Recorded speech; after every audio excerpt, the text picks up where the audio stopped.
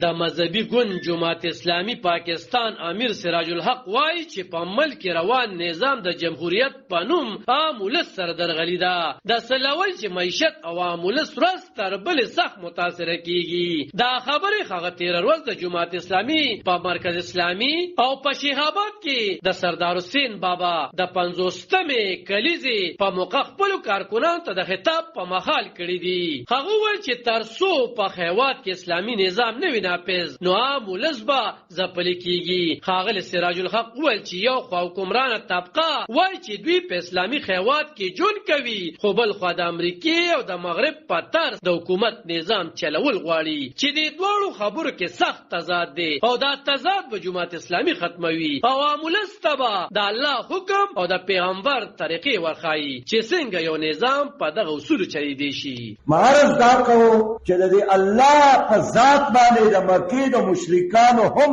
ایمان او عقیده وه، په کعبې باندې عقیده وه، خو د دې هر څه باوجود هغوی دا ګوند تقسیم کړی او لات او منات او عزا او هبل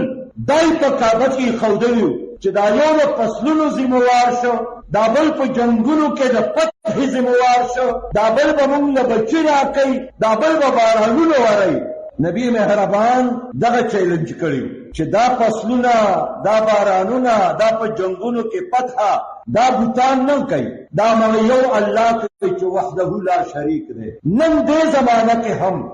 لات او منات او عزا او هبل دا ازمونه دي، دا سوشلیزم دی، دا کمونیزم دی، دا سرمایه‌دارانه نظام دی، دا شریعت د بغیر جمهوری نظام دی، دا یو مې د ډوډۍ انتظام وکړي، دا بل نظام د سیاست لپاره. دا لات او منات د دې زمانی بوتان دي چې په زړونو کې پراته دي چې اسلام زما دین دی خو سوشلیزم معیشت دی، اسلام زما دین دی خو ما ته زما دین سیاست او حکومت نه دی ښوولی. نو د مغرب جمهوریت زما مولانا مودودي د دې فکر یو کالو ته رسېدلی دی، ستړي کړې ده، مطالعه کړې ده، مشاهده کړې ده. اوس به د خدای مخلوق ته وایي چې ستاسو د ټولو مسلې حل دا د لا اله الا الله نظام دی، د خدای خاطرو که الله له وروا دی. اوس دا خلک پوه کول غواړي کومه تجربه ده چې تاسو ونه کړه. ځمکه یې د غیر الله نظامي، په دې ځمکه دی د خاندانونو بادشاهتي. د جماعت اسلامي د منشور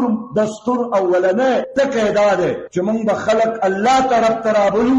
او موږ به خلک رسول الله طرف ته رابولو. په دې مهال د جماعت اسلامي ځلي مشران خو موجود او ویل چې دوی به حقیقي معنو کې د خپل مرستندوی ادارې لخوا په سیلاب کې د عام ولس خدمت کړي دي او دا خدمت د دوی د سیاسي جدوجہد اصل مرام دی، ولې چې نور سیاسي ګوندونه داسې هیڅ کارونه نه دي کړي چې وایي چې دوی د عام ولس خادمین دي. ښاغلي سراج الحق د جماعت اسلامي 10 کاله مسلسل صوبایي امیر پاتې کېدو باندې سردار خان بابا ته په زبردست ټکو کې خراج تحسین پیش کړو او د نصیر محمد خان شکریا ادا کړه. علب خان شیرپو